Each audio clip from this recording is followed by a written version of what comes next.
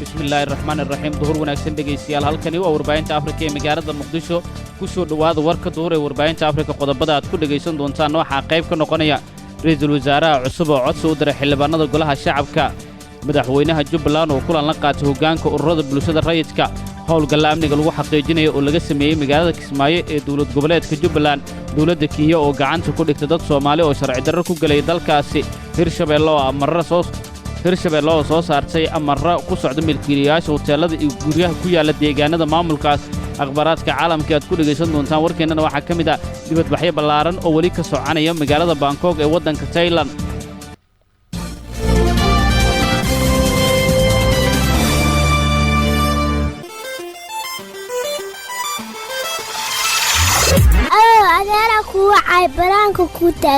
awow aamus waxaan dhegaysanahayaa war ka baxaya reediyo afrika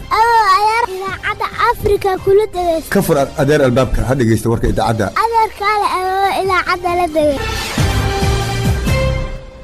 maqal wanaagsan dhegaystayaal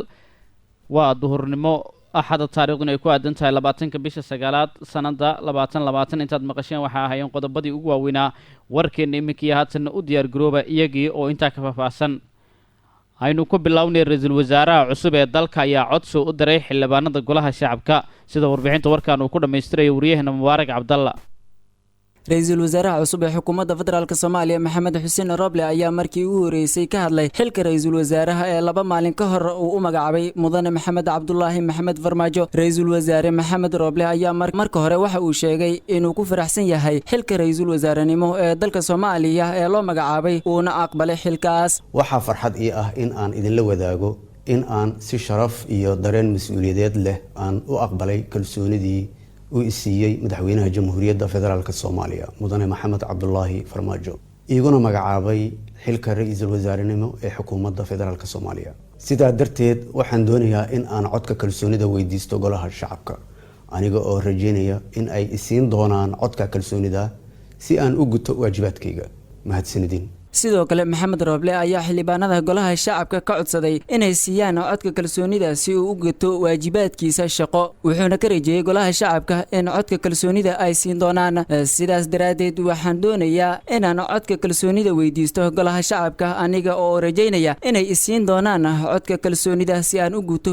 waajibaadkayga ayuu ku soo gabagabeeyay hadalkiisa madaxweyne Farmaajo ayaa faray ra'iisul wasaare Roble in uu degdeg u soo dhiso xukuumad tayo leh oo dalka u horseeda in ay ka dhaqan geliso doorasho dadaal muuqdana geliso sidii loo xoojin lahaa guulaha laga gaaray amniga dib u dhiska ciidamada qalabka sida horumarinta kaabayaasha dhaqaalaha baahinta adeegyada aasaasiga ah kamiro dhalinta dagaalka ka dhanka ah argagixisada iyo masuqmaasuqa howlgalla amniga lagu xaqiijinayo ayaa laga sameeyey magaalada Kismaayo ee caasimadda dowlad goboleedka Jubbaland ciidanka amniga maamulka Jubbaland ayaa xaafadaha guud ee magaalada Kismaayo ee xarunta dowlad goboleedka Jubbaland waxa ay ka sameeyeen howlgalla culus oo ahaa kuwa amniga lagu xaqiijinayo howlgalladan ciidanka amniga ayaa intii uu socday waxaa lagu soo qabtay 100 ruux oo isugu jiray ganacsato iyo qaybaha kala duwan kuwaas oo u badnaa dhalinyaro loogana shakisan yahay falal amni darro inay ka wadeen gudaha magaalada saraakiisha hogaaminaysa howlgalkan laga sameeyey Kismaayo ayaa waxay sheegeen in 500 oo qof lagu soo qabtay howlgalkaas isla markaana dadkaasi qaarkood la sii daayay kadib markii baaritaano lagu sameeyey halka kuwa kalena lagu xiray saldhigga booliska ee magaalada Kismaayo gaashaanle warsame Axmed Geele oo ka mid ah saraakiisha ciidanka amniga Jubbaland oo la hadlay warbaahinta ayaa waxa uu sheegay in ujeedka howlgalladaas uu ahaa mid lagu xaqiijinayo amniga caasimadda maamulka ayna sii socon doonaan howlgalladan oo ah kuwa amniga lagu xaqiijinayay isagoo sii hadlaya ayaa waxa uu shacabka Jubbaland ugu baaqay in ay la shaqeeyaan laamaha amniga si looga hortago falalka amni darro ee xilliyada qaarkood ka dhaca Kismaayo iyo sidoo kale deegaanada kale ee maamulka Jubbaland magaalada Kismaayo ayaa waxa dhawaanahan ka dhacay qaraxyo ismiidaamin ahaa uu fuliyay magaalada Kismaayo ayaa waxa dhawaan ka dhacay qarax ismiidaamin uu fuliyay qof isku soo xiray waxyaabaha qarxa waxaana qaraxaasi lagu dilay gudoomiyaha rugta ganacsiga Jubbaland iyo sidoo kale dad shacab ahaa al-shabaabna ayaa sheegtay mas'uuliyadda qaraxaas lagu dilay gudoomiyaha rugta ganacsiga Jubbaland dhinaca kale madaxweynaha maamulka Jubbaland ayaa kulan la qaatay hoggaanka ururada bulshada rayidka sida warbixinta warkaan uu mar kale ku dhameystirayo wariyaheenna Mubaarak Cabdalla madaxweynaha dowlad goboleedka Jubbaland Axmed Maxamed Islaam Axmed Madoobe ayaa hoyga uu ka degan yahay magaalada Muqdisho kulan kula qaatay hogaanka ururada bulshada rayidka ah. Kulanka ayaa inta uu socday waxaa looga hadlay xaaladda dalka, arrimaha doorashooyinka 2020-2021 iyo sidii ururada bulshada ay ugu qayb qaadan lahaayeen dadaalada socda ee marxaladda kala guurka ah. Ururada bulshada ayaa madaxweynaha Jubbaland uga mahadceliyay sida hormuudka uu yahay in dalka uu helo hanaan doorasho oo heshiis lagu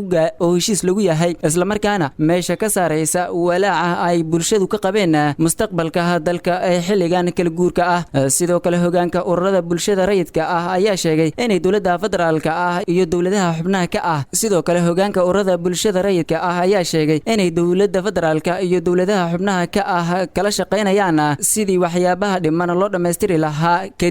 kadib markii ay heshiis rasmi ah ka gaareen doorashada 2020-2021. ururada bulshada ayaa horay kulamo kala duwan oo la soo qaatay madaxweyne Farmaajo, madaxweynayaasha maamul goboleedyada iyo maamulka gobolka Banaadir, iyagoona sheegay inay diyaar u yihiin ka qayb qaadashada dadaalada socda. dowladda Kenya ayaa gacanta ku dhigtay dad Soomaali oo sharci darro ku galayay gudaha waddanka Kenya, sida warbixinta warkan uu ku dhameystirayo Cabdullaahi Maxamed Cabduqaadir. telefishinka maxalliga ah ee Citizen TV ee ka soo baxa dalkaasi Kenya ayaa baahiyay in ciidanka booliska gobolka Gaarisa ay gacanta ku dhigeen rag Soomaali ah xilli ay markaa la socdeen gaari dowladeed. Raggan Soomaalida ah oo 12 qof ahaa ayaa markaa la qabtay xilli ay doonayeen in ay si qarsoodi ah markaa ku maraan bar kontarool ah oo ku taala buundada Gaarisa Tana, iyagoona markaa aan wadan dukumiintiyo cadeynaya dhalashadooda ayna markaa saarnaayeen gaari nooca loo yaqaano Land Cruiser. Saraakiisha ciidanka booliska ayaa sheegay in ay Gaarisa ay la socdeen in gaariga ay la socdeen markaa raggan uu yahay mid ka diiwaan gashan wasaaradda horumarinta magaalooyinka Gaarisa, isla markaana lagu soo dhaxqariyay saraakiisha. kadib waxa ay ogaadeen in aqoonsiga la siiyay uu markaa ka duwan yahay midka gaariga dhabta ah. waxaa kaloo ay ogaadeen in gaariga uu markaa ka diiwaan gashan yahay wasaaradda horumarinta magaalooyinka Gaarisa, ayuu baahiyay telefishinka Citizen. raggan Soomaalida ah oo da'doodu u dhaxayso 15 ilaa 35 sano jir ayaa markaa loo taxaabay xabsi ay leeyihiin booliska Kenya, waxaana haatan markaa ku socda baaritaano kala duwan oo lagu ogaanayo halka ay ku sii jeedeen, iyagoona maxkamad markaa la soo taagi doono. maamulka Hirshabelle ayaa soo saaray amarro ku socdo milkiilayaasha guryaha iyo hoteelada ku yaala magaalada Jowhar ee caasimadda dowlad goboleedka Hirshabelle. magaalada Jowhar ee caasimadda maamulka Hirshabelle ayaa waxa uu soo saaray amarro ku socda milkiilayaasha guryaha iyo hoteelada ku yaala magaaladaas si loo xaqiijiyo amniga guud. qoraalka ka soo baxay xafiiska gudoomiyaha Jowhar Cismaan Maxamed Mukhtaar ayaa waxaa dhammaan milkiilayaasha guryaha ku yaala Jowhar lagu amray in ay diiwaangeliyaan dadka ay ka kireynayaan guryahooda ama ay ku wareejinayaan.